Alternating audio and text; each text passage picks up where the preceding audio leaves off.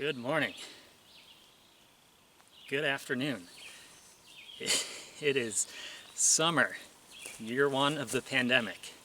Yes, we are still in a global pandemic, even though it seems as though some people have forgotten about that or just don't care. But not me, still doing the isolation thing as much as possible. So, Vermont talk.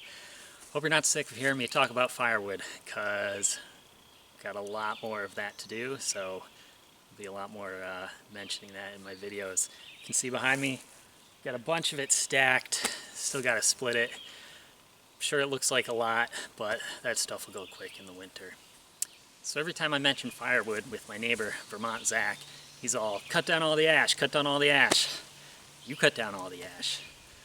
No, but he has a point though, because of, I think I've mentioned in the past, but there's an ash beetle working its way through New England, I don't know where else, and it is just destroying the ash population. It's just killing the trees.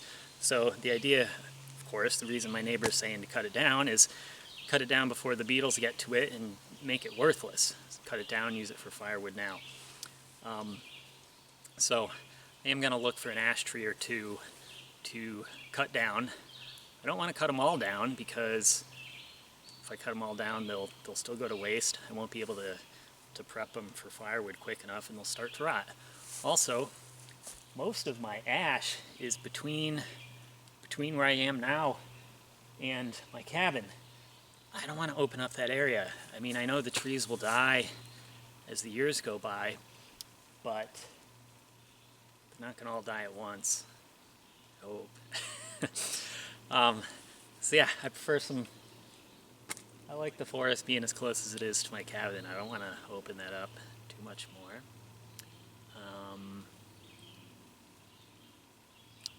So let's go find an ash tree. I have found an ash tree to cut right in the center of the frame there.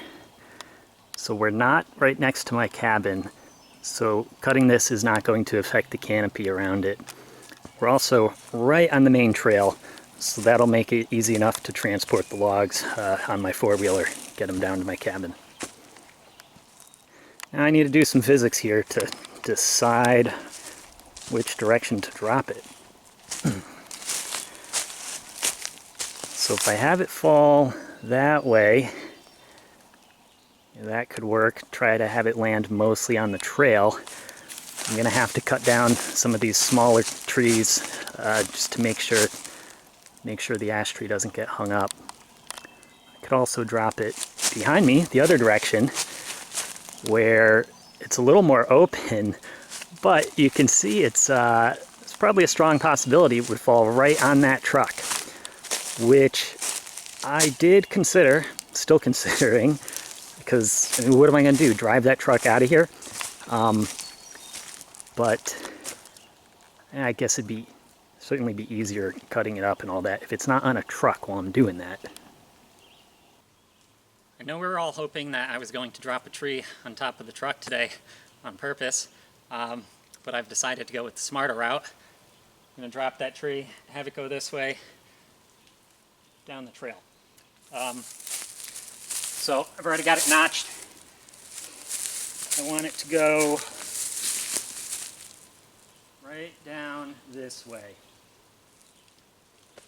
So I cut down a few of the smaller trees that were in the way so that it's safer to cut it. It shouldn't get hung up. And the trees that I cut, I left some of the logs lying on the ground in the path of where I aim for the ash tree to fall. That way the ash tree will hopefully land on a couple of them, and that'll keep that tree off the ground, make it easier to cut up with the chainsaw. So once more, now from this angle, tree, trail, aiming for it to go down here. It's real, I gotta come through here to not get hung up on anything.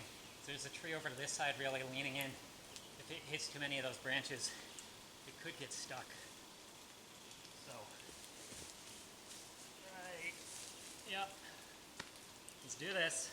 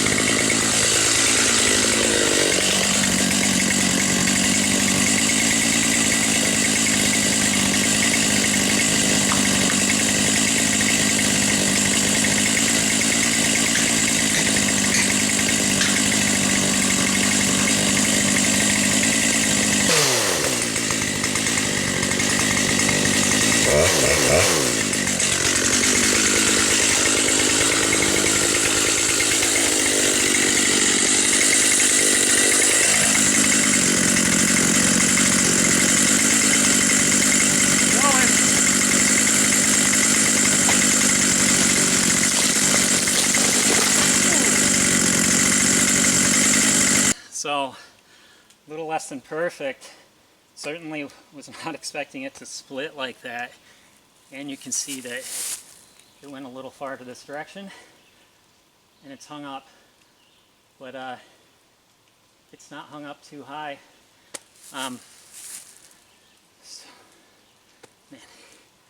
So can use the come along, pull it back.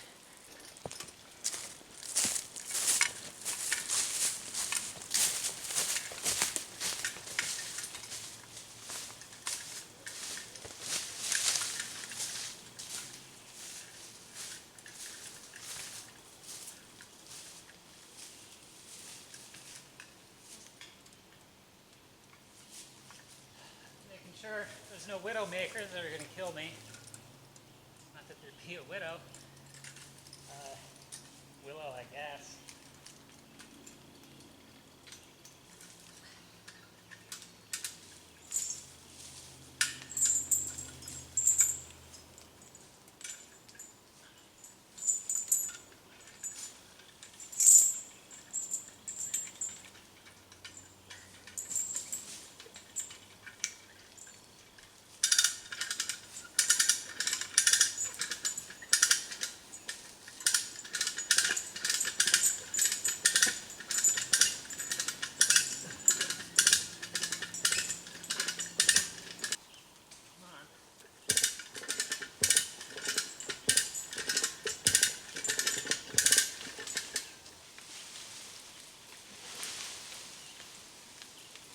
Gonna go.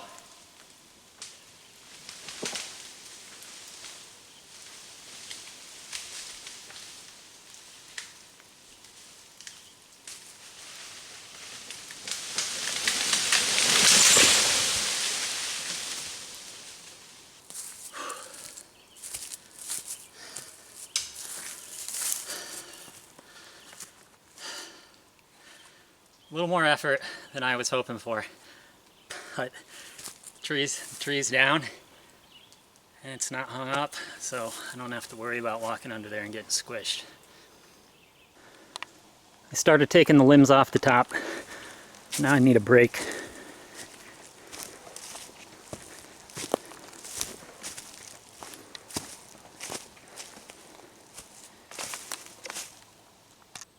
I got the drip edge up on the roof on the front of the cabin.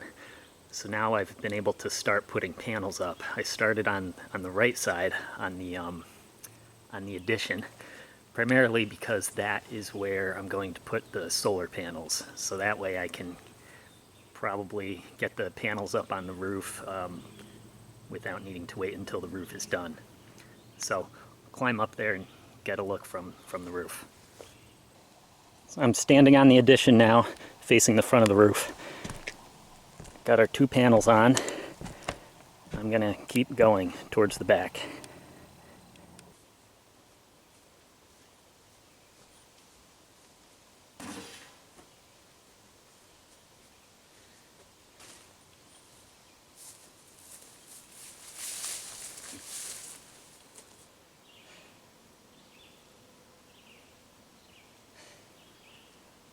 Getting the panels up on the roof is super fun.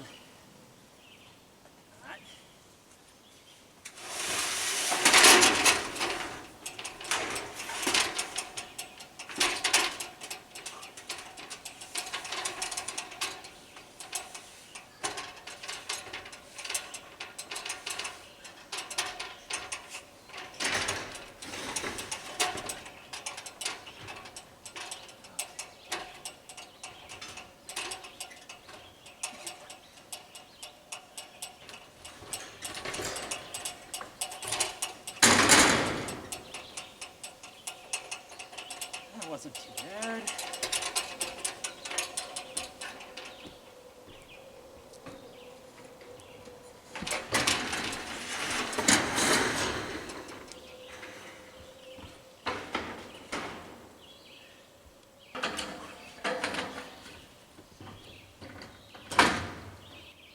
I have chalk lines up here every 2 feet to make sure that everything stays square as I go back. So I'm lining it up with those.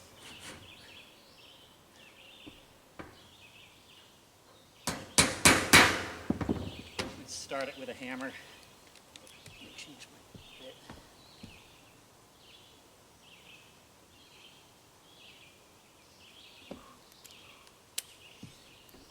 And got the impact driver.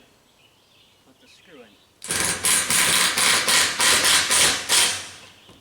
Okay. One screw holding it in, and double check everything. Make sure it's truly where I want it. I believe it is.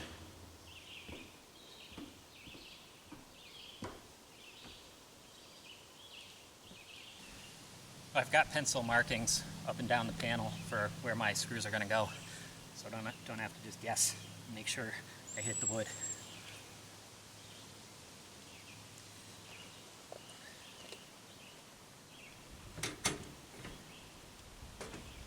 So, once again, get it started with the hammer so that the impact driver doesn't have to work too hard.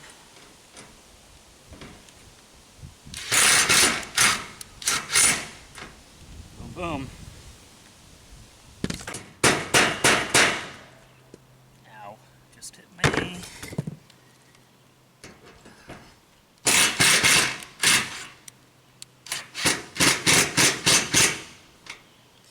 Being careful not to over tighten the screws. They have washers, some sort of rubber washers on them. So if you over tighten them, it's going to bust the washer and allow rain to get in. Rain, snow, all that fun stuff. So we're careful.